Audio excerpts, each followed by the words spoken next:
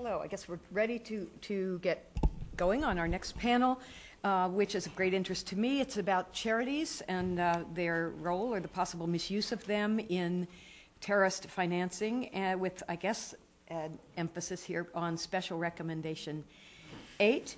I will briefly introduce our speakers here. You all have the bios, so I'm not going to go into detail. From the far end of the table, we have Richard Barrett, who since 2004 has been coordinator of analytical support and sanctions monitoring team of the Security Council Committee for Al-Qaida and the Taliban for the United Nations. Coming this way, we have Alison King, member of the sanctions team of the External Relations Directorate General of the European Commissioner and an assistant legal advisor in the United Kingdom's Foreign Ministry.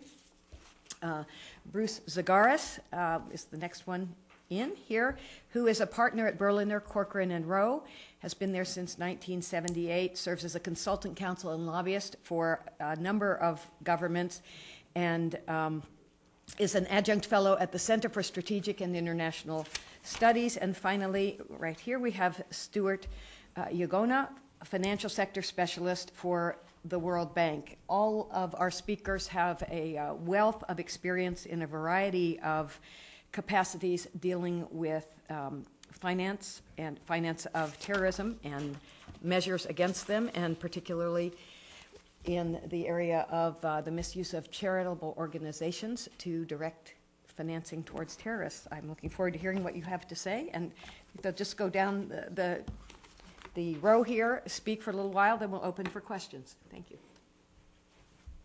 Thank you very much, Christina. I think it's Christina. Laura. Laura. Yes, Laura Chisholm. Sorry about that. Thank you to Richard and the law school for the invitation. A quick story: when I went to Korea about 6 years ago, when I arrived for about a week, I used to work for the IMF at that time. At the end of the week, one of the Korean ladies said, "I have a confession to make.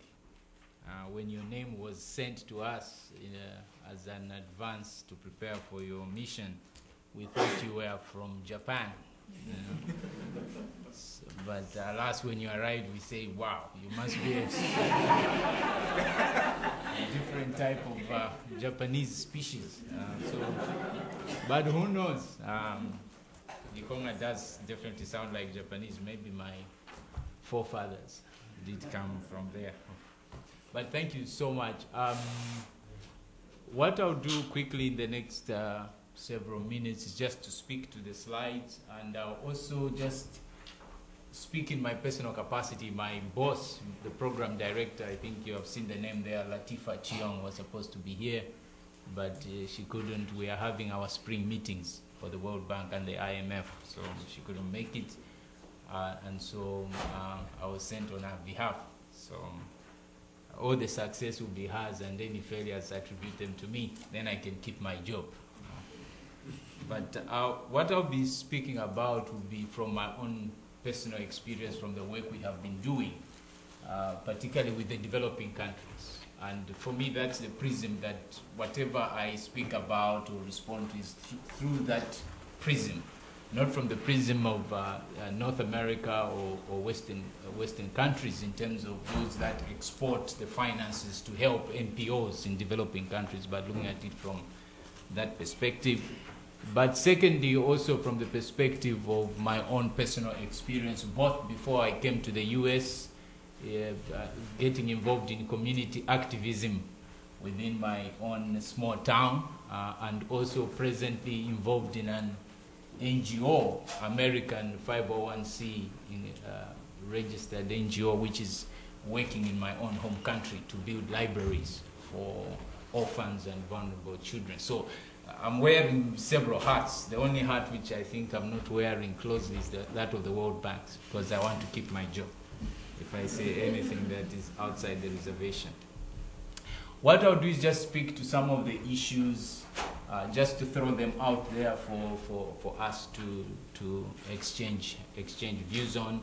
I'll briefly highlight one or two things about the overview of the non-profit sector. What are we talking about? What is the size?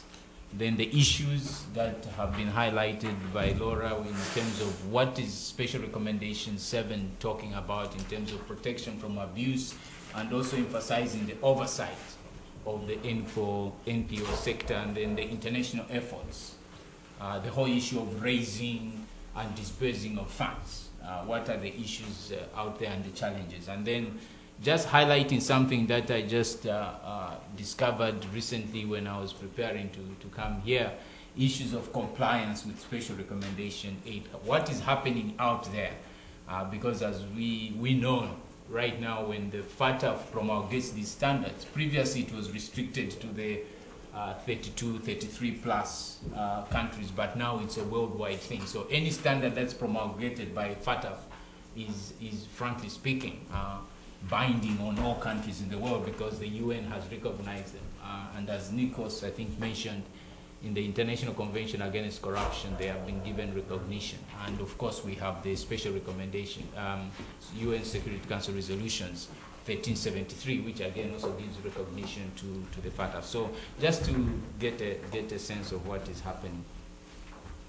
In terms of what we are talking about, and I got this information from the John Hopkins University study on civil society. We are basically looking at private philanthropic organizations that are operating on a non-commercial basis. And most of them, in fact, a significant majority in countries around the world, whether developed or developing, they are not part of government. And also, because they are not profit-making, theirs is to help the communities, is to help citizens, is to help vulnerable, if you want, citizens in any jurisdiction. And we are looking at trade unions, we are looking at professional associations, we are looking at political parties. It's interesting when you look at the NPOs, in terms of its broader definition, it includes political parties, but when you look at the Special Recommendation 8 of the FATF, they seem not to include political parties. So that's one issue if you are looking at Special Recommendation 8, which I would want to indicate. Of course, you're looking at churches and mosques and other religious organizations, but also you're looking at social clubs, hospitals, schools. In other words, it's a broad spectrum of entities. But two things which I think the Johns Hopkins University identify, which I appreciate and I highlight, that is, one, you are looking at a sector that has a lot of formality to it. In other words, a lot of them are required to be registered for purposes of tax exemptions. But that does not in itself mean that all of them are formal. A number also are informal. In other words, it's a voluntary. Some of the activities I engaged in before coming here were NGOs without us going to register with the Registrar of Societies, but will be considered, certainly looking at the standards now, one would say we were operating in violation of maybe the laws of our country. But the other thing is self-governing, and I think this is one area where most of the NPO sectors around the world, especially in the light of these standards that are coming up, that's the resistance. They don't want to somebody to come and regulate them. They are really self-governing. They want to self-police themselves, and that's one issue that I'll highlight later on. In terms of the finances, this is one area where, in terms of my study, looking at this subject, studying it, researching it, but also interaction with governments, which was fascinating, because when you think of the special recommendation, particularly after 9/11 and with the interpretative note that FATF issued in 2006, the impression was that there was a lot of illegal funding in a significant way running through the NPO sector. But the interesting thing is that most of their monies are raised from either fees or from governments. And particularly from a developing country perspective, most of the monies actually comes from bilateral partners to some of the developing countries. The governments say the US gives to the U.S. International Aid Development Agency, which funnels its money to some NPO in the U.S., which then supports an NPO in a foreign jurisdiction. So you have that fascination that the bulk of the monies that some of these NGOs receive comes actually from not only governments abroad, but even from their own internal resources in terms of channeling through the budgetary allocation when the government presents its budget. Then you have about 12% of the monies that comes from philanthropy, gifts, or donations. Again, most of this information is from the John Hopkins study on civil society. I mention this because there is that impression, I keep hammering on this, that it's not clear what percentage of the funding that most NPOs receive is actually from illegal activities. We have heard this morning there was an indication of some of the resources that are used in particularly conflict-afflicted jurisdictions where monies can be funneled through NGOs. But as to whether that is an endemic thing, is it a prevalent thing, I think the jury is still out there. That's the way I would put it, albeit mildly. But I think it's still a debatable issue, especially when you interact with some of the NPOs that we interview and discuss these issues with. And in terms of the significance, and this is where a lot of NPOs, particularly those who are in the developed countries, had issues with regard to special recommendation aid, is because of the kind of work that they do in most of the developing countries.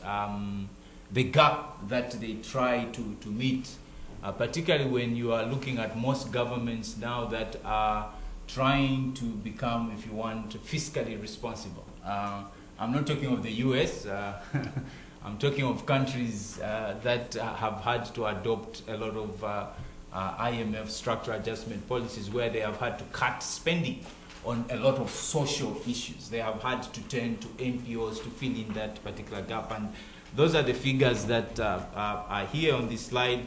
You have the UNDP talking of 250 million people being reached. The OECD statistics indicate that $12 billion US annually is spent, and most of it is to step into the gap that the government is not meeting with regard to issues of AIDS prevention, with regard to rural development and environmental conservation. One of the things I would want to highlight, for example, certainly from the US perspective, I think we all know about I think it's being considered to be one of the most successful US federal program, the global AIDS monies that I think the Bush administration has given certainly to Africa. Most of that money has been channeled through NGOs.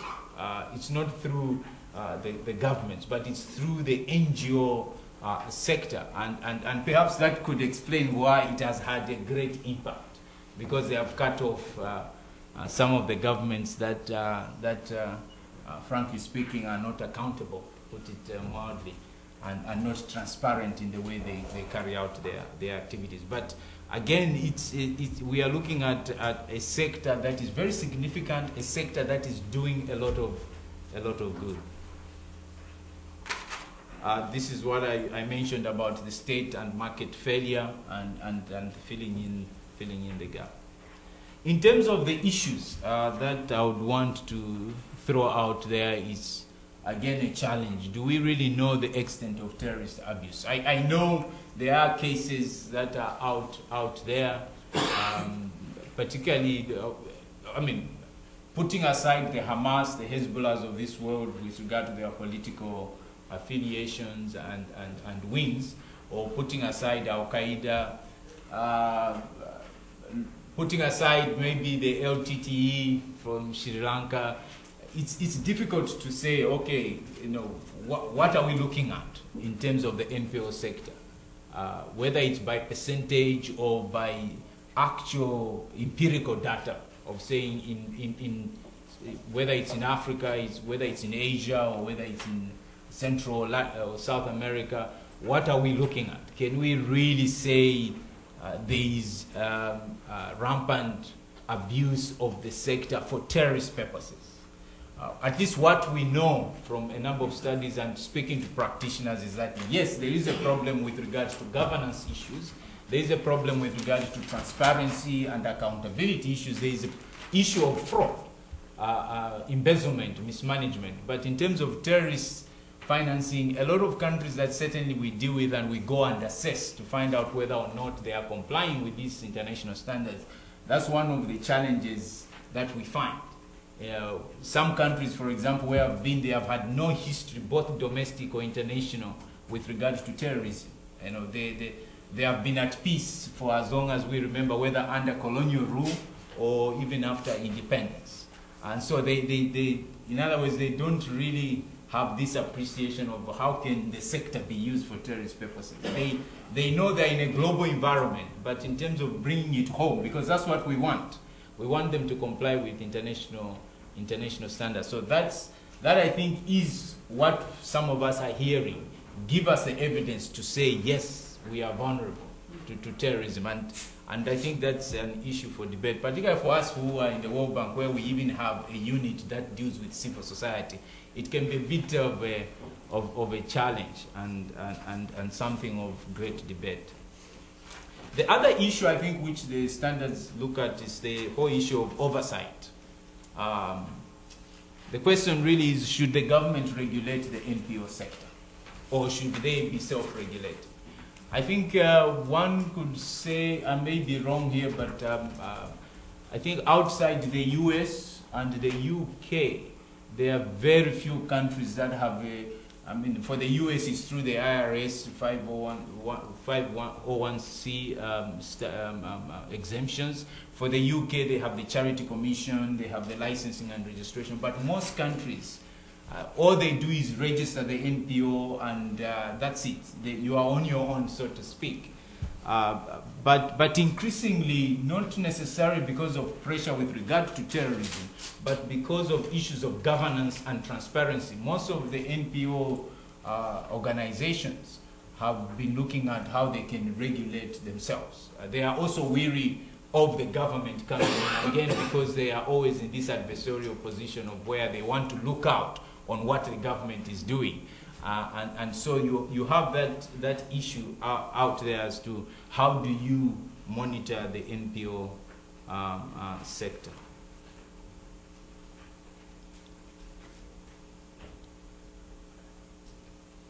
In terms of the international efforts, the other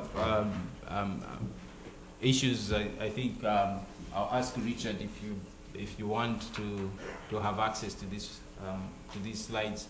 The other issue I think which is critical is how do you monitor NPOs with regard to the raising and disbursing of funds for charitable purposes. The special recommendation, I think again because of the debate that was there, the NPOs were saying we don't want you to start to interfere and to regulate, and the costs will go up. We are doing a noble thing in terms of helping those that are vulnerable in society. The compromise that was reached with regard to the interpretative note was that the special recommendation would only apply to NPOs that have significant portions of the financial resources under their control in the sector. This again was because of pressure from NPOs in Western countries, because of the work that they do.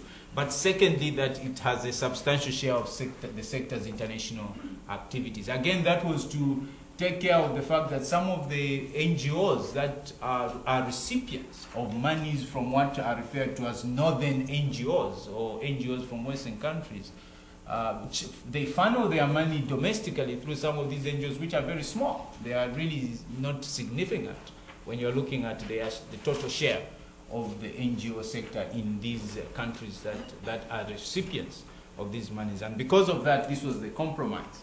But I think the challenge here again, I was looking at I think the last quarter of 2007 in the UK from the Charity Commission, out of 190,000 registered charities, only 600 plus NGOs are worth more than 200 or a million pounds. The rest are very small NGOs. So I think those are the issues in terms of when the standards say you need to monitor them, how do you do it? Even when it comes to the significant ones, it's difficult to see how you can then call upon smaller countries. Again, it goes back to the whole issue of capacity, the one we were talking about. Do they really have the capacity to deal with that, or are they really concerned about the financial institutions? Because that's closer, that's economic. NGOs are looked at most likely as allies, as opposed to banks that charge high interest rates. I mean, that's a political thing, but that's really the thing. But the most difficult one, in my view, is the whole issue of checking the identity and credentials of those that are beneficiaries of those NPOs. How do you do that? For instance, the NGO I'm involved in, we are building libraries in my home country. And the people who will be recipients of our libraries we are building are those who are street kids, they are orphans, and generally the poor people. How are we supposed to identify them as a director in this NGO? What am I supposed to do? I mean, that's a question which is out there. Finally, in terms of compliance, out of 56 assessments that we have done and evaluations, this is again statistics which I just discovered when preparing for this. The number could be higher because I just came back from a country where we are doing an assessment. Out of 56 countries worldwide, only 13 seem to have systems in place where they can monitor. And these 13 are both developing and developed countries. But the majority of them, 25, 18 of them, do not have any systems in place. And when you talk to them or you make recommendations that they need to come up with systems, two things we hear most of the times. One, they don't have the resources to put in there, or two, the compromise is to go for the self-regulation, emphasizing that maybe they could have a self-regulatory mechanism to be put in place. But the point here is I think there is still a challenge out there in terms of appreciation of the connection, whether there is really a connection between the NGO and the vulnerability to terrorist financing. I think the whole thing is there is need for more evidence to persuade them, to convince them that it's worth spending the meager resources for most of the countries to spend on monitoring the NGOs, other than maybe encouraging them to develop proper rules and processes for strengthening their governance mechanisms, or even transparency, to ensure that the monies that they are receiving from overseas or domestically is accounted for. But that has nothing to do with terrorism, but it has to do with the whole issue of corporate accountability. I think I'll stop here.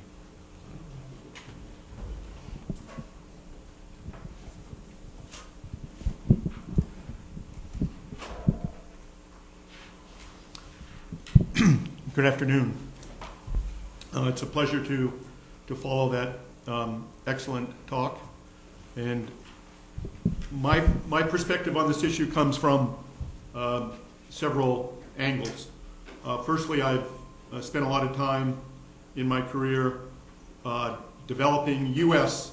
NGOs whose purpose was to benefit counterpart organizations in developing countries.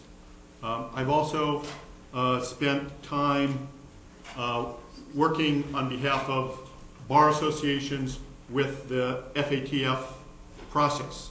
And then in also my private practice, I've done a lot of compliance and enforcement work for a variety of organizations. So I want to talk briefly on three themes. One is some observations about Special Recommendation 8 of FATF. I want to look a little bit at the U.S. voluntary best practices for U.S.-based charities, and then finally talk about how terrorist financing can be effectively targeted. We've heard already about the core of Special Recommendation 8, so I won't go further into that. But one thing that the best practices of Special Recommendation 8 talk about is that the measures adopted should not disrupt or discourage legitimate charitable activities. Instead, they're supposed to promote transparency and build better confidence. Now, despite that, my experience and the experience of practitioners that deal with transnational philanthropy, because I've been in a lot of meetings in the last 30 years with these practitioners, and that is that already national laws make it difficult to do transnational philanthropy. An example is when I set up U.S. organizations and people want to make contributions, most of my experience has been with the Caribbean. I find that U.S. individuals that want to make donations, they're usually making small donations, $100 or $1,000 to their former school in the Caribbean, or to art organizations that I have set up, or in one case I set up a multi-purpose organization for Belize, of the Belizean diaspora. And what they want is they want a charitable deduction, because that's what Americans get when Americans make a contribution to a U.S. charity. But to do that is very difficult, because they can't just give it directly to the foreign charity. They've got to run it, they've got to funnel it through the U.S. charity, and then they can't directly designate what the purpose is, or that it's going for a certain purpose, because if they do that, they risk that when the IRS audits, they will lose their deduction. So in many cases, they simply just don't make the contribution. And I found that despite, for instance, the goal of the U.S. government in many cases, including the Bush administration just in the last year, had a heads of government meeting with the Caribbean leaders, and one of the three main themes of that meeting was to empower the Caribbean diaspora in North America to be more active in philanthropy, partly because the U.S. government doesn't have the funds, or doesn't want to spend the funds on normal aid. I mean, that is a point that we already heard. So there's a couple of different ways that this could be done.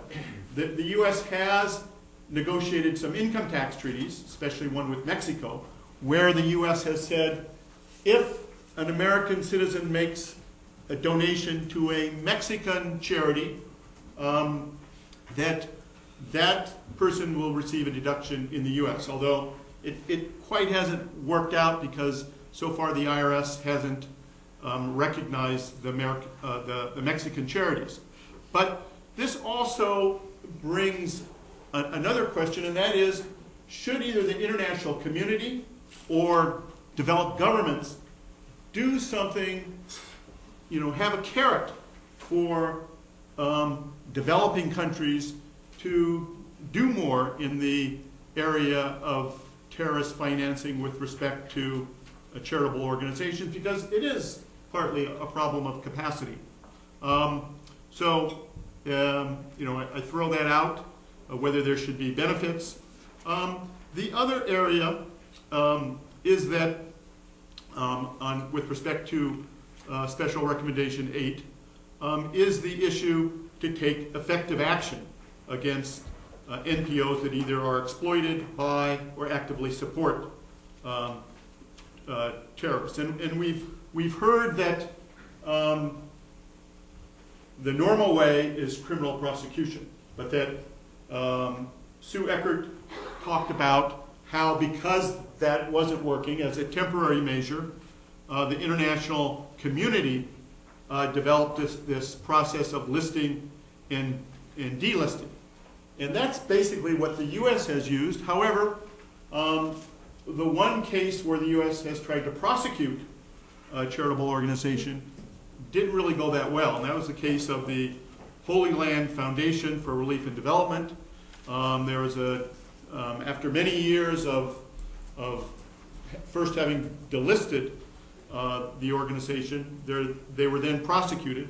They were defended by a very small firm out of Albuquerque, and the firm had to get a license from OFAC to even represent them, and even then they had to get approval from the court to have experts, and they easily did not have as many resources as the prosecution. Nevertheless, and there were a lot of difficult issues having to do with use of Israeli intelligence, which had to be translated, and there was a lot of information that was classified, and the defense was disadvantaged. Nevertheless, at the end of the day, one person was acquitted, and there was a hung jury for the other 4. There still is going to possibly be, there still will be a retrial, but one can say that the normal mechanism of prosecution hasn't worked well in that case. Okay, let me now turn to the U.S. Anti-Terrorism Financial Guidelines for Charities. It was first issued in November 2002. They reissued them in December 2005 after some dialogue with the private sector. And there's still a lot of debate about the first of all, whether the guidelines are really voluntary, because many charities have said, my God, we're going to get prosecuted if we don't follow these guidelines, and so we really think they're not voluntary, they're mandatory. A lot of the guidelines have the same purpose as Special Recommendation 8, I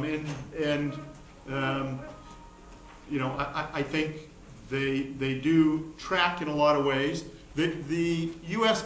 also has a matrix, which I think is very useful. It's called a risk matrix for what charities who are giving, who are either raising or giving funds abroad should look for, and those I think are very useful.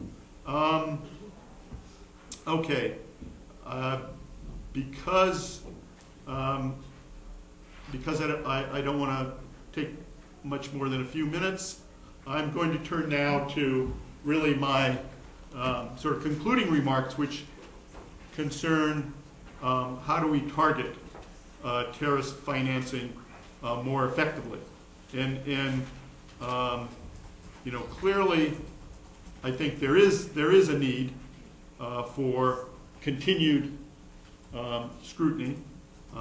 Despite the fact that there are issues about the extent of the misuse, and there needs to be, for instance, some criteria on monitoring processes, so that, for instance, high-risk area charities with considerable donations can be asked to monitor foreign aid projects more closely and to report to authorities.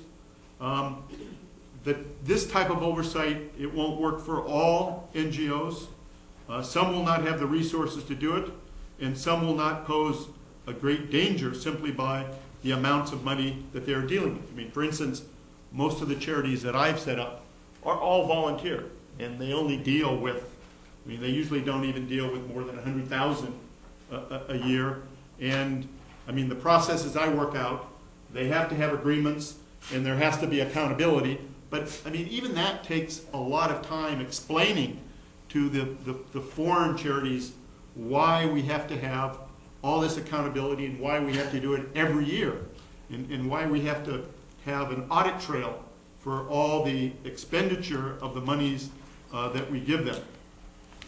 There have been problems which the prior panels discussed in terms of the listing process, especially the case of Al-Qaida, which you've already heard about.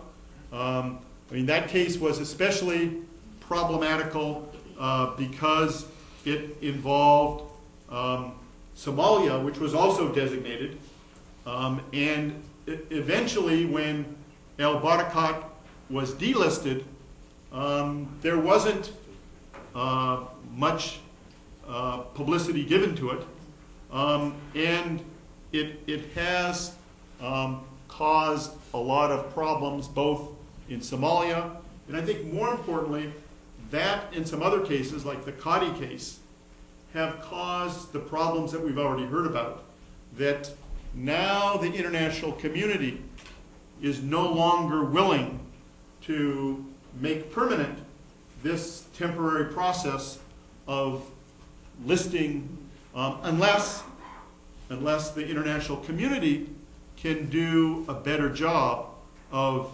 making sure that there's due process both in the listing and the delisting. And here, you know, we've seen, for instance, a number of reports by conferences that have been organized, for instance, last year by Norway on the UN process.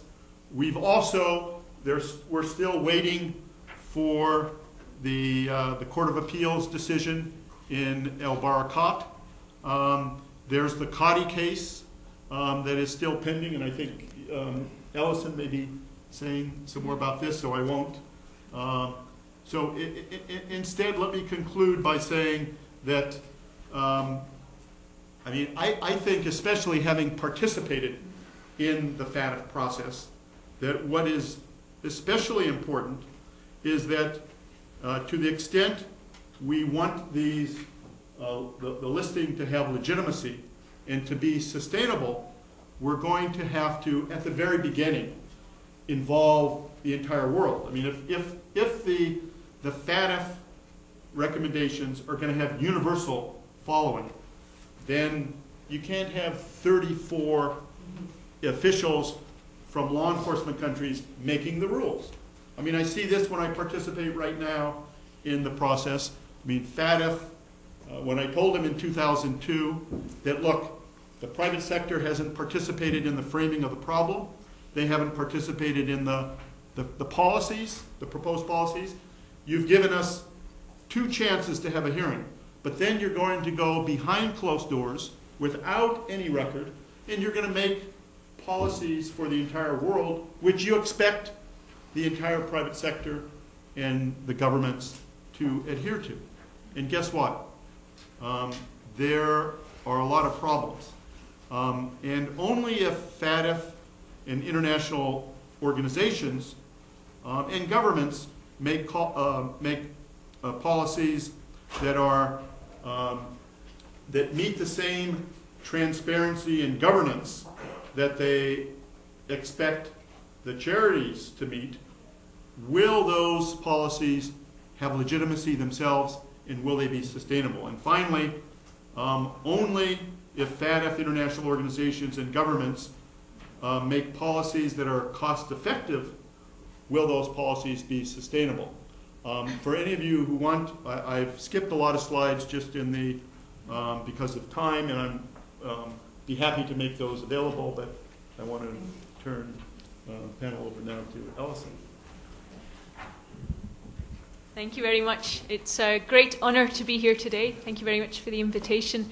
It's also a great relief to be here today after the best efforts of the FAA and American Airlines. Anyway, I hope I can share with you some thoughts from over the pond, the big one that is, not Lake Erie, on some of the issues that we've discussed today. A little bit on charities and the non-profit sector, but more generally on sanctions and some of the cases which are going through the European courts just now. Now, if the US doesn't have a single brain, the EU certainly doesn't either. I'm not sure that it's a case that more heads are better than one. It's certainly complex. We have the member states, still 27 now, which are the legislators in some cases, sometimes jointly with the European Parliament, which is elected. The Commission where I work is more or less the executive, but we also have a role as part of the legislature. We make legislative proposals for the implementation of sanctions. And it's certainly not an overall intuitively simple process. Now, talking about hard and soft power, I think the EU often instinctively characterizes itself as the #1 proponent of soft power. It likes spending money around the world, and that's often seen as the primary way to bring about policy change. But I think without realising it, it has also become a major actor in the sanctions field over the last few years. Its common foreign and security policy has evolved from being a very loose framework for cooperation when everybody agreed to being something much more structured with the Maastricht Treaty.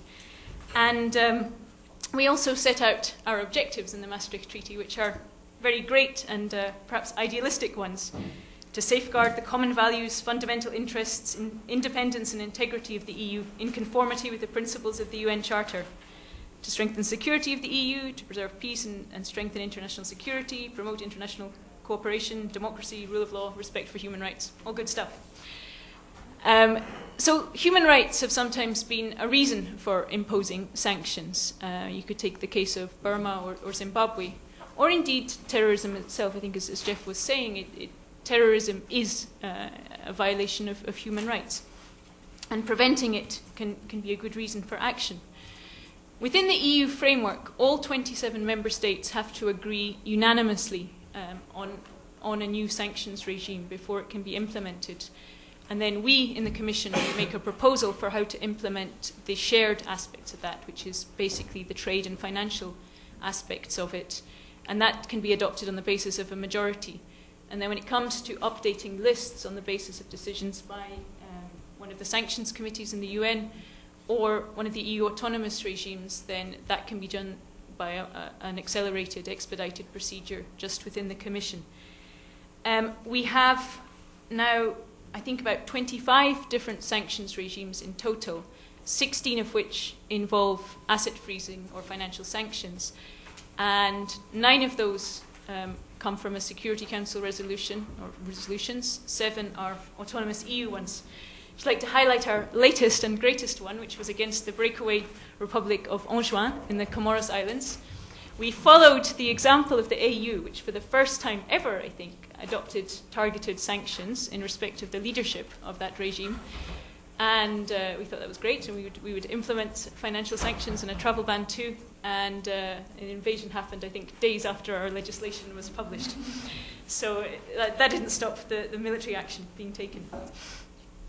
Now, the EU has tried to develop and extend, analyse its own practice to some extent, and we've agreed a number of papers in recent years which can all be found on our website to the Commission and are quite useful sources for researchers. We agreed a paper on basic principles, setting out the cases where the EU would impose sanctions, sanctions guidelines, which include standard legal texts and legal considerations, and then best practices, which go some way towards giving guidance to governments and to the private sector on how best to implement sanctions. And then, of course, EU member states have been very heavily involved in all the various smart sanctions processes in recent years, the Interlaken, Stockholm, Bonn, Berlin processes, and the recent Watson Institute project. So EU sanctions policy and practice is certainly maturing, but I would hesitate to say it's fully grown up. I'd like to talk a little bit about the case law which we have, a little bit about the implications of the new treaty, which, fingers crossed, I think everyone would agree, should enter into force early next year, and then conclude by a few remarks on where the EU is with respect to implementation of Special Recommendation 8. So the EU autonomous terrorist list has given rise to one line of case law. And the leading case is OMPI, which is the French acronym of the People's Mujahideen of Iran. It is perhaps the simplest legal analysis in that you're looking at something which is entirely within the EU legal framework. Although there is Security Council Resolution 1373, there's no list there, and therefore the EU has a choice as to who it chooses to designate as terrorists. So that means you don't get into the issue of the supremacy of the UN Charter. Now, the first judgment in this was handed down by the Court of First Instance. There are 2 courts at the European level in December 2006. And the court chose to exercise full judicial review because it said the EU wasn't just implementing a Security Council resolution where it had no discretion. It did have discretion.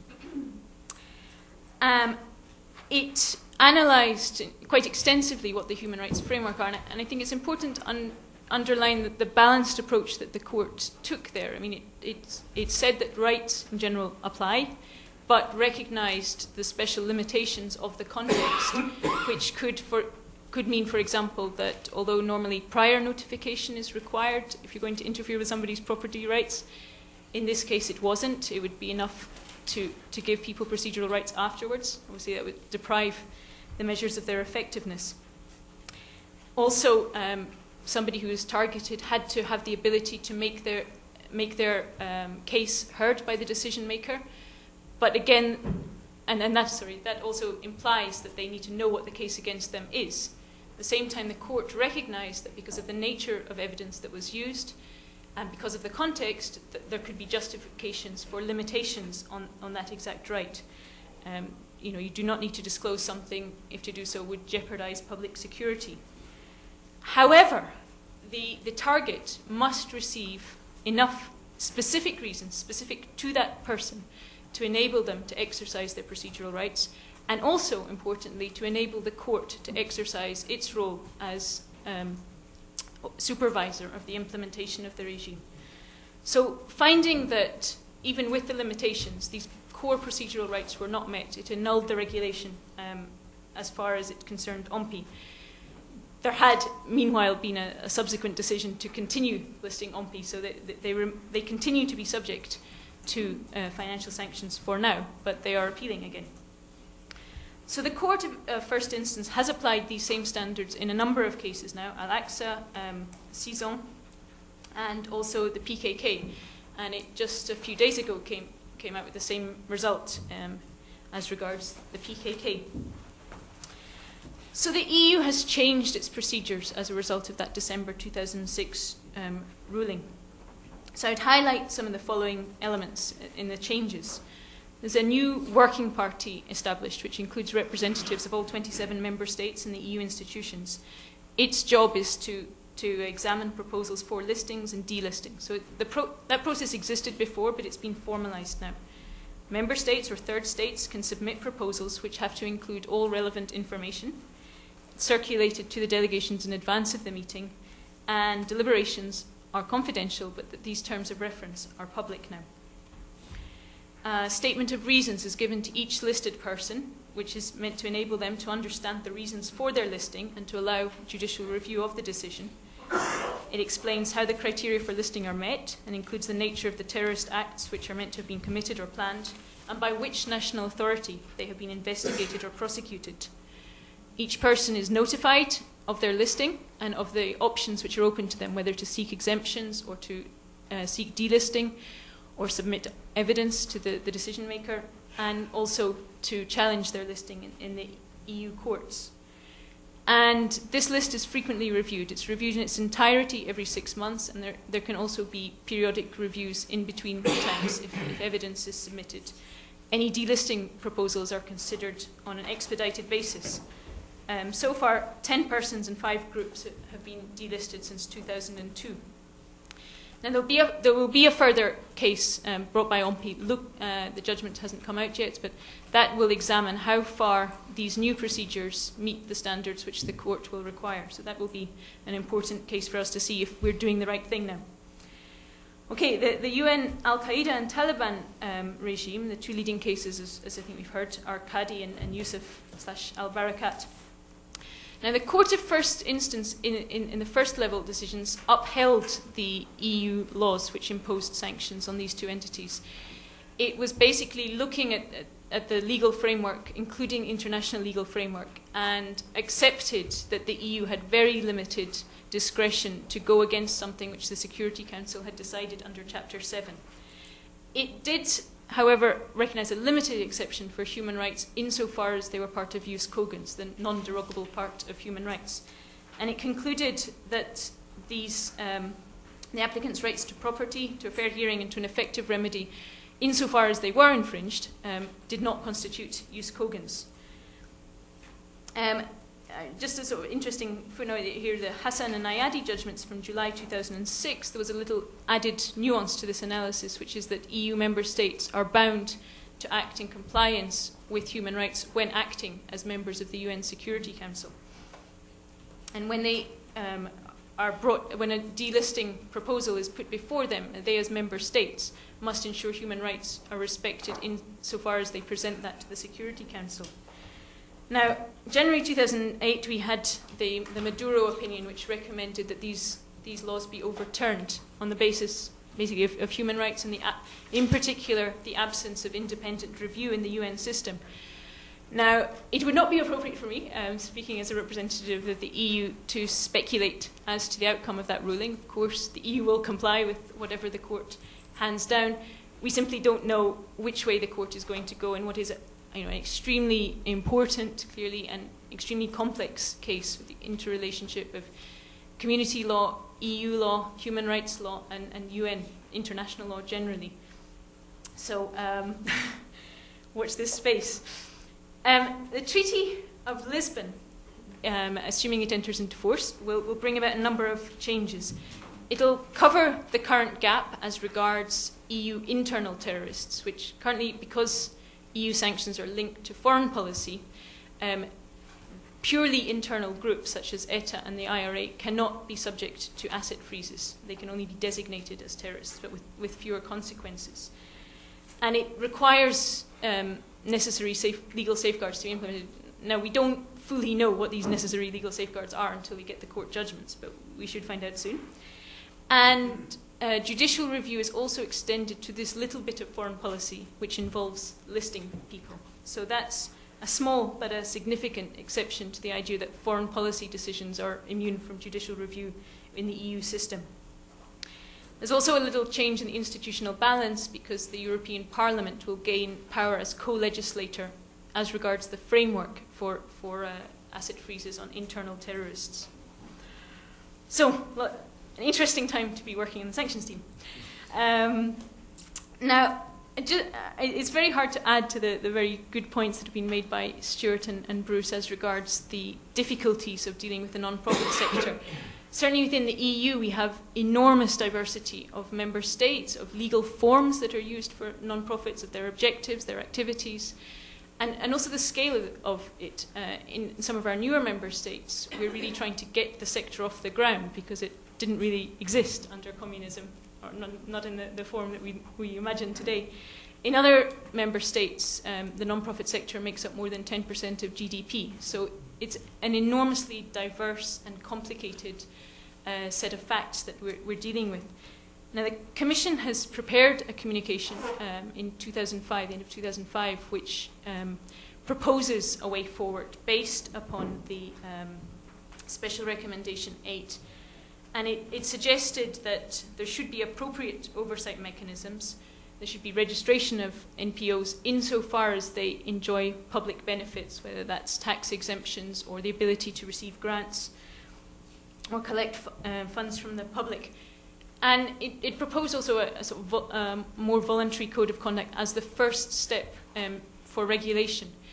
Now, there is an enormous lack of facts. The Commission has commissioned 2 studies into the sector across the EU, and even they are finding difficulty in getting the right people. Some member states, there is not anything like a single authority which is responsible for the non-profit sector. So it's difficult to even get the first kind of information. I think also the Commission would like to piggyback off existing forms of registration so much as they exist already, such as for the tax system, and also to put this in a wider framework of combating all kinds of financial abuse of the sector. It does seem that donor fraud is the biggest problem in this sector as far as we can tell. And there is a strong incentive for the public, for the sector, to have appropriate mechanisms in place to prevent that and terrorist financing, as appropriate in the context. So the Commission is continuing to work on this and enter into dialogue with the sector, experts, academics, and all that, but it's proving more complex than anyone expected. Okay, thank you very much. Okay. Thank you. There's been a lot of criticism of the UN sanctions regime, and listening to Jeff earlier, I thought, well, there's an answer to this, that actually rather than listing individuals based on submissions by member states, we should just check whether people have a sense of humour or not, whether they can laugh. But I started thinking about that and then thought, well, hang on a minute, I'm British. And British sense of humour is pretty obscure at the best of times, and some people think it's a bit of an oxymoron even to say British sense of humour. So I thought, well, maybe that doesn't work. So perhaps we should turn to rock and roll. I think that probably is quite a good criterion to use. I mean, either of these criteria favour the Germans. Yeah, I know. The Germans.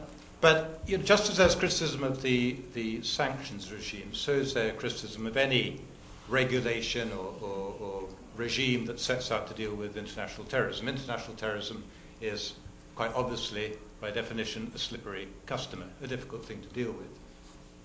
And if you look at the FATF regulations, as we are now, they are, of course, aspirational. Like all counterterrorism strategies, they're aspirational rather than practical. And so when you try and turn them into sort of practical action, you find that they're not only difficult to implement, they're probably impossible to implement. And I don't believe that any country in the world is in fact compliant with FATF. I'm talking about the 9 special recommendations now. And also what they tend to do is channel activity down particular areas because countries feel, well, that's what they should concentrate on because of the dictates of FATF rather than because of the dictates of the terrorists.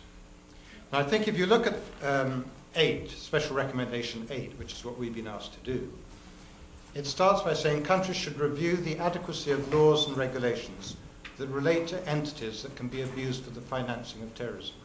Well, as Nikos was pointing out earlier, almost any entity can be abused for terrorist financing. And why it goes on to pick out non-profit organizations are particularly vulnerable. It says that, but where's the evidence of that? I don't know what evidence there is to say non-profit organizations are particularly vulnerable. They're certainly vulnerable, but are they particularly vulnerable? Are they particularly used by terrorists to fund terrorist acts? I'm not sure that we've seen a lot of evidence to suggest that. So already when you look at SR 8, you think, well, hang on a minute, what's all this about? And then it says, well, countries should ensure they cannot be misused by terrorist organizations posing as legitimate entities. Well, how would charities do that? I mean, obviously the burden would be up to charities. There would be a sort of know your donor regime. How would you do that? In Muslim charities, for example, I mean, the zakat, the duty to give alms, is a basic duty of Islam. And also, one of the aspects of that basic duty is that you should do so privately, without trumpeting the fact that you're a very generous person. And indeed, many other non-Muslim countries have that same sort of cultural attitude towards charity. Indeed, here in the United States, although you see many plaques saying this is the so-and-so, so-and-so, so-and-so building, or whatever, nonetheless, a vast amount of charity is given privately and quietly. So this onus on charities to check their donors when charities have far less resources than banks and other financial institutions which are obliged to know their customers and complain about doing so, I think is, again, a very difficult thing to introduce. The second recommendation under SR8 is countries should ensure that non-profit organizations cannot be misused to exploit legitimate entities as conduits for terrorist financing, including for the purpose of escaping asset freezing measures. Well, that means that charities shouldn't be used as sort of innocent intermediaries for terrorist financing. Well, that's fine. But if you're a terrorist financing an operation through a global network of charities, then you have to decide which bits of that charity you're going to try and sanction, which bit of that charity you're going to try and control. And if you're worried about the escaping the asset freeze measure, it suggests that you're going to freeze the assets of that particular branch or that particular charity, which of course will make it incredibly difficult for that charity to continue in operation. We have a case in Pakistan, some of you may be familiar with the case of the Al-Rashid Trust, which was very active in Afghanistan under the Taliban, was quite clearly doing a lot to the benefit of the Taliban regime, even if its intention wasn't just to promote the Taliban. And it was put on our 1267 list, and it remains there. And now the Al-Rashid Trust, which is not operating in Afghanistan, but operates very, very widely in Pakistan, is challenging that through the courts, saying, well, why are we on this list? And indeed, it's very difficult for the Pakistani government to defend this case. The Al-Rashid Trust does a huge amount of work. In fact, well, now very much less because, of course, all its assets are frozen and most of its offices are closed. But it did a hell of a lot. And indeed, during the earthquake in 2005, you remember, it was particularly able to distribute blankets and food and so on to the affected areas in the Pakistan side of the line of control in Kashmir, because it had those connections with the groups that operated up there, and it could get people in. And indeed, the UNHCR, I believe, also used it before it was discovered that it was a listed entity. So these things are not at all straightforward. And I think that one of the problems we're facing at the moment in the sanctions regime is whether when you list a charity or not-for-profit organization, you automatically list all its branches wherever they are, or whether you should just specify which ones should be sanctioned. And that's a very, very important issue. I'm conscious of the time, so I'm going to go on immediately to the third subparagraph of SR8, which says, to conceal or obscure the clandestine diversion of funds intended for legitimate purposes to terrorist organizations, which means that charities take funds under false pretenses, essentially, and send them off to finance terrorism. Well, there again, there's a difficulty there, of course, in spotting that, because if the whole purpose is to conceal it, then spotting it requires quite a lot of effort. And it also raises another problem that we're facing at the moment of what does it mean to have a listing? Does it mean a listing is restricted to the particular name that you list? Or if the name changes by a couple of letters, but it's the same address with the same directors and so on, is that a new entity? Is that a different entity, or is it the sanctioned entity? And these issues are also quite unclear in the way that we apply the sanctions regime. And for lawyers and others, of course, they're very interesting questions to try and pin down, because if you say, yeah, well, that's clearly a breach of the intention of the sanctions regime, well, okay, so how do you modify the sanctions regime to take account of it? And the last point I would like to make on the issue of charities and NPOs is a point that was made earlier this afternoon about the enormous good that they do and the enormous contribution they make to the distribution of aid. Without them, many, many governments couldn't deliver their aid programs. And we have a real risk if you shut down the activities of those charities, that all those people they're helping suddenly start thinking, what's going on here? This is further evidence of discrimination against us, our co-religionists, or whatever they may be. And it's not true, as Jeff said, that they all hate us, whoever us is. They don't all hate you, let's say. I'm talking to Jeff directly. They don't. All the surveys show that, in fact, even radical extremists in other parts of the world value some basic freedoms. They're not against laughter, they're not against freedoms, they're not against all these other good things that we say we stand up to protect. What they are against is what they see as a discrimination and abuse of them as a group, as a minority, or as a majority, or whatever. And a lot of that is perceived, it's not real, but that is the issue that we have to address, is the perception. We have to get all that vast majority of people in the world to work with us to counter the activities of a very, very small, tiny, tiny group of people who want to destroy things.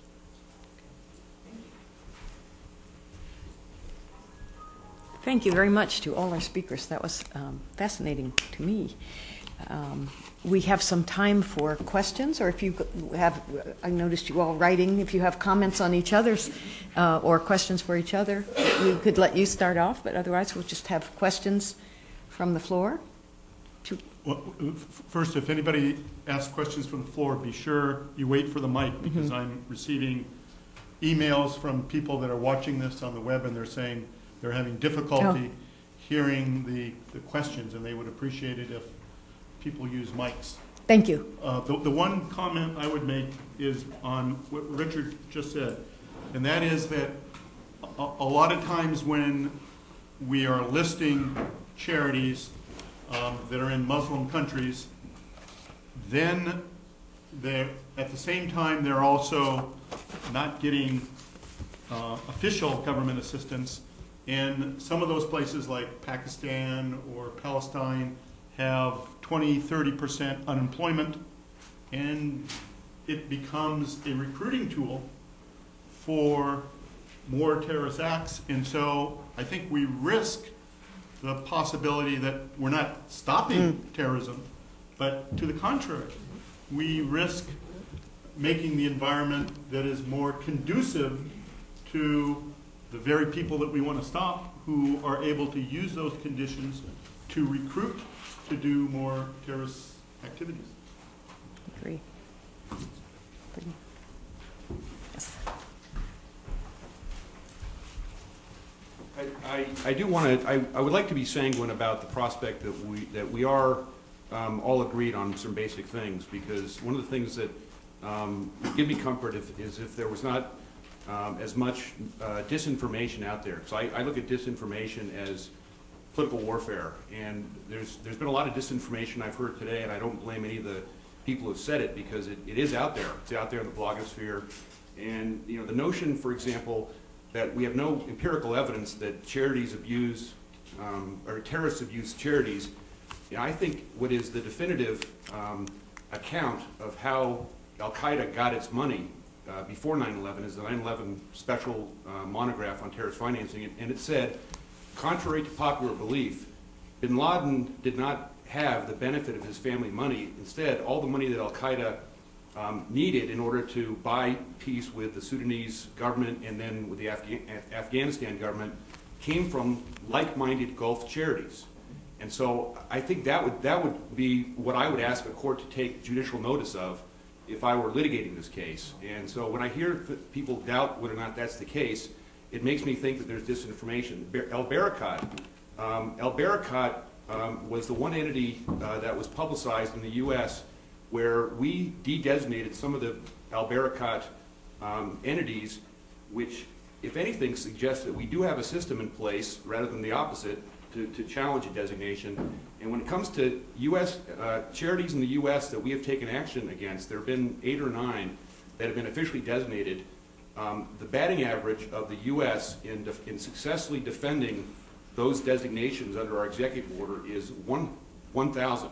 It's charity for charity, and that's completely unrelated to the Holy Land Foundation criminal prosecution, which has a different standard. And I will also say that to say that the only charity that the U.S. government has ever charged with anything related to terrorist financing was limited to the Holy Land Foundation ignores a lot of what we have been doing, which is, you know, at least a dozen cases around the country which are publicized and you know, are there for all the world to see, complete with open courtrooms and juries and everything else. And so it's amazing to me that nobody, as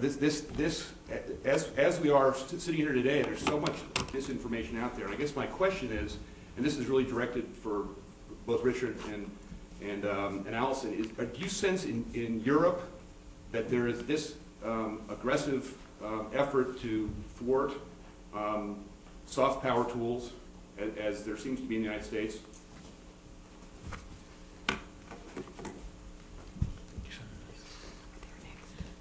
I don't think I can really accept the characterization of this as being misinformation and disinformation.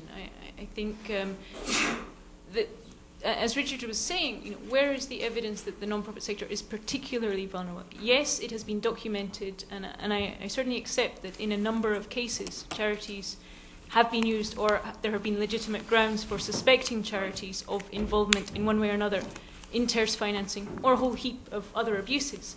But to say that the sector is particularly vulnerable, you need a baseline to be able to do that. Right. I guess. And it's a it's a comparative analysis. Yeah. Compared to what? Yeah. And what's the percentage as a whole of the whole? And there, it's true, we do not have the facts to be able to draw any conclusions as yet. The facts are missing to take, you know, to see this in proportion. Right. I guess the question I have is FATF acts on the basis of of an empirical perception, and I think well, maybe it's not empirical, but are we challenging the very existence of the FATF finding? Is that, I mean, to me that indicates that we are suggesting that FATF was wrong and we should go away. When I deal with the charitable sector, what I say is you guys ought to be happy that we're trying to clean out the unscrupulous members of your industry, because there will be greater spoils for you once you all come up to standards. And we end up, I mean, it's very much like the banks reacted in the 1980s when we started requiring them to bolster their compliance. Now, 20 years later, they've gone with the program. I see the very same thing going on with Charities right now. I think that, obviously you raise a very fair point, but it's not the charities that are giving money to Al-Qaida groups now. It's individuals, and it was always individuals. It's donors. They may do it through some sort of NPO, or they may do it directly, and now they do it directly. And in Saudi Arabia, where you have, and the Gulf generally, where you have a lot of donors who still give money to Taliban or Al-Qaida groups or whatever, or try to, and the governments there are very conscious of that and do try very hard to do something about it. In Saudi Arabia, for example, the charity laws that they passed, though they are yet to be fully implemented, are extremely good and effective in outline. It's just very, very difficult for them to fit that within the cultural ambiance of Saudi Arabia.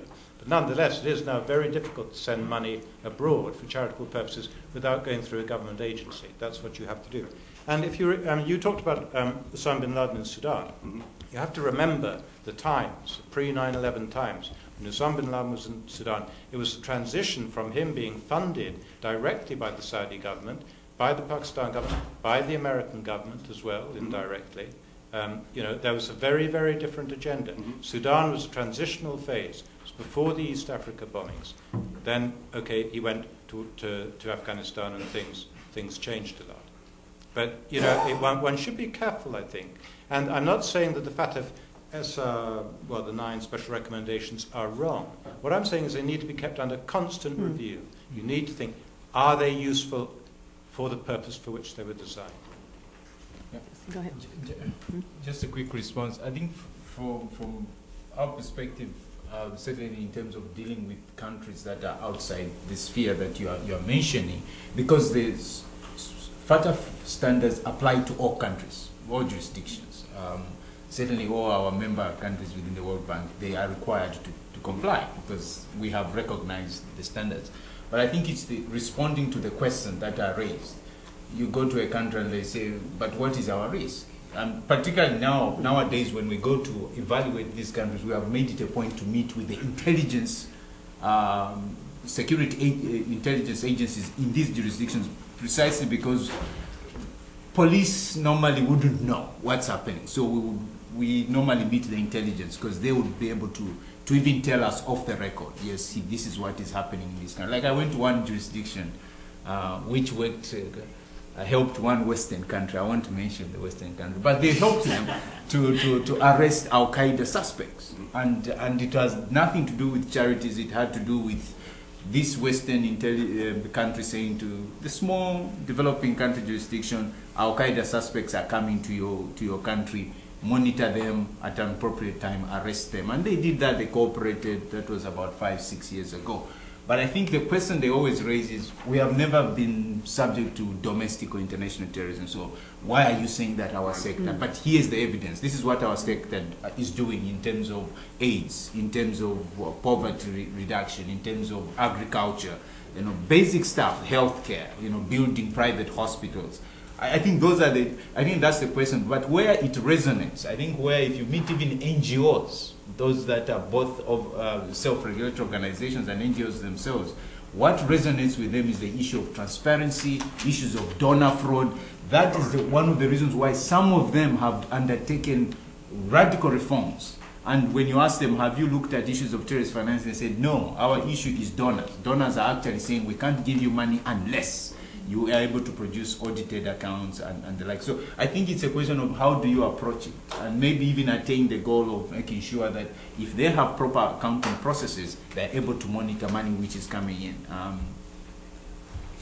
Yeah, just comment on the 100% record of listing charitable organizations.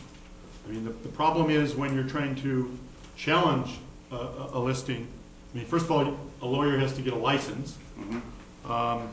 The organization that they're representing has their money frozen. When you try to find out the reason for the listing, you usually have a few sentences, and when you try to find out more, you're told classified information. And so, I mean, one can say that the process of trying to challenge a listing, whether you do it administratively or through court, is very questionable in terms of due process. But I would say that to the extent you argue that it's obvious that those are unfair, you're basically arguing against law, because every court that has viewed those factors have found them to suffice for American constitutional standards. So basically, you're making a lawless argument. You're saying that the courts be damned, it's unfair.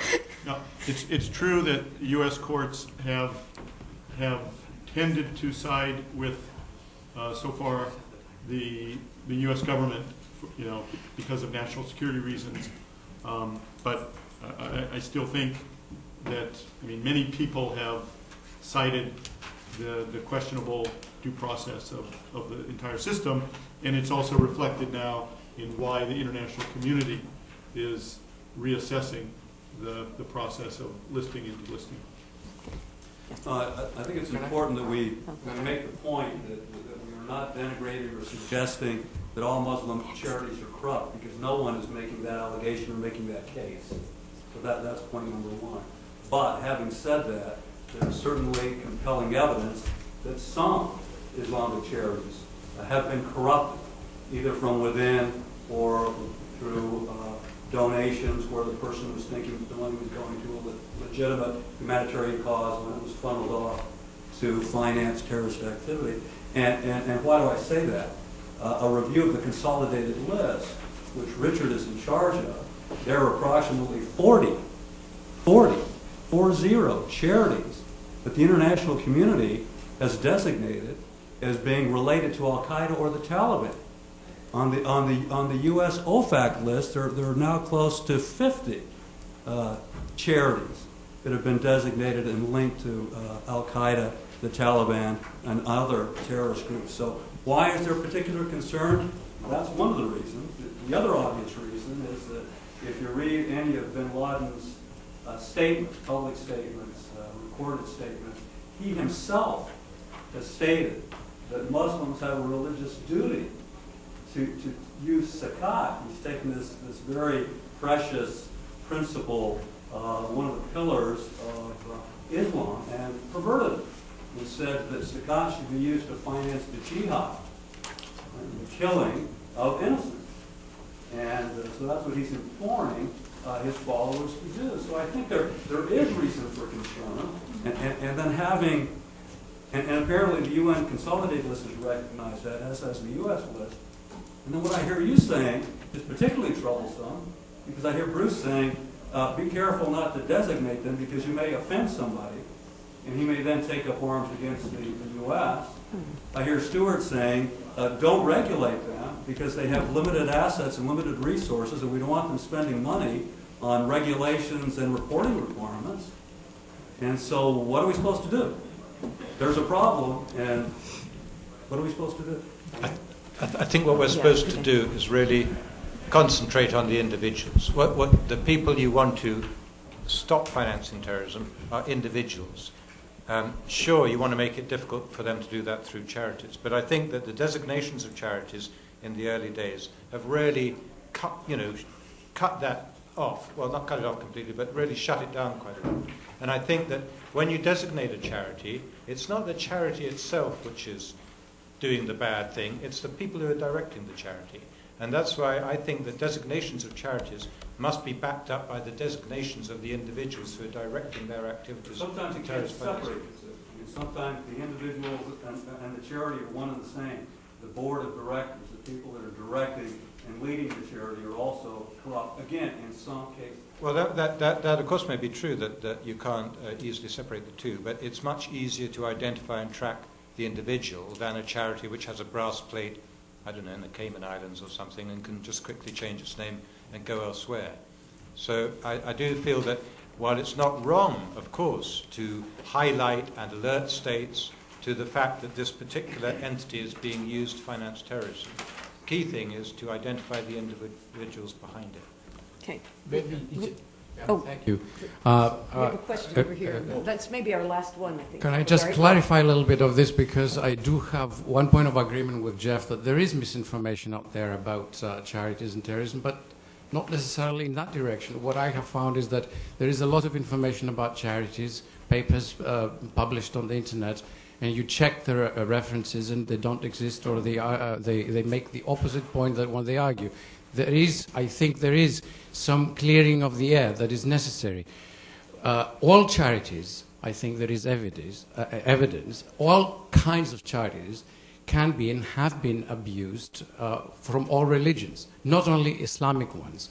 What there is an issue with is the particular emphasis with Islamic ones when there hasn't been conviction in the United States or other places with respect to the issues we're discussing here. Now, it may be that, so I think that when there isn't any evidence, then we just do not designate and destroy what good work they do and help us de-escalate conflicts in parts of the world. If we have intelligence that is non-shareable or producible in court, that there may be links to terrorism, then we follow the money, we monitor, and we prevent terrorism, rather than shutting down a window of opportunity to prevent terrorism. So you can have a win-win situation there again. So you don't have to designate someone you suspect of terrorism to stop terrorism. You can be more effective doing things otherwise. Now, the 9/11 Commission has also pointed out that the way 3 Islamic charities were treated in the US, in the Midwest, was rather problematic. And they did have access to intelligence that we here in this room do not have. For them to make that argument so strongly, that there are some fundamental issues of process and fairness and effectiveness, then I think that this is something that needs to be looked at. The other point with respect to the FATF is that I think that FATF does not help its credibility when it follows too closely and uncritically and reiterates things that have been proven in court not to be correct. For example, in its 2005 or 2006 typologist report, it cited Barakat by name, despite its practice of sanitizing examples that it uses. It cited the Massachusetts Barakat case as a case of terrorism finance when there was not even a charge of terrorism finance in that case, or anywhere for that matter. And yes, it is true that the US removed people associated with Barakat from lists, but it was only after the governments of Canada and Sweden and others had to press very hard to do that. And the owner of Barakat, many parts of Barakat, to this day, despite lack of charges and evidence against them, are still on those lists. Check them. On the EU list. Mohammed Hussein is convicted. You know that. Jamali is not. Well, but Mohammed, you say that nobody's convicted. He was convicted. He was convicted of not having a license to transfer money from one part of the world to another. That was not a terrorism charge. Right, but you say no convictions. I said no terrorism convictions. There are no terrorism convictions. So, not with Barakat. Right. Not with Barakat. But so, for FATF, to name someone who hasn't been even charged with terrorism finance as an example of good practice, to me, is case laundering. You take a bad case and you turn it into a guideline for the rest of the world. That doesn't help the legitimacy of FATF. That's the point. The same thing last week with how the Holy Land Foundation case was presented. When we have a court decision, it is not helpful for FATF and for what FATF wishes to accomplish to mention that as a case that, despite the verdict, we consider it as terrorism finance case. And it wasn't even charged. The Holy Land Foundation was not even charged of supporting Hamas, but providing funds to zakat committees that were not designated, and that these zakat committees were somehow controlled by Hamas, even though the USAID and other organizations also contributed to the same zakat committees. And it is also interesting to point out that the former US ambassador to the region was one of the witnesses in this case on behalf Who was that, Abington? He was never the ambassador. Well, he was in the past. Ambassador. At any rate, but those are important facts that you know, when there are disputes, when there are heated debates, when there are controversies, I don't think that a body like the FATF does itself any good, or the following of its recommendations around the world, when it mentions things controversial as facts, and they're not. Thank you. Clearly, this is an area where there is a great deal to debate, and I have found it fascinating, and I thank all of our speakers and our other participants here. We are running behind, so the break that was scheduled for the end of this session is going to be shortened to 10 minutes. Is that going to work? 10 minutes, and then start back up with the next session. Thank you very much.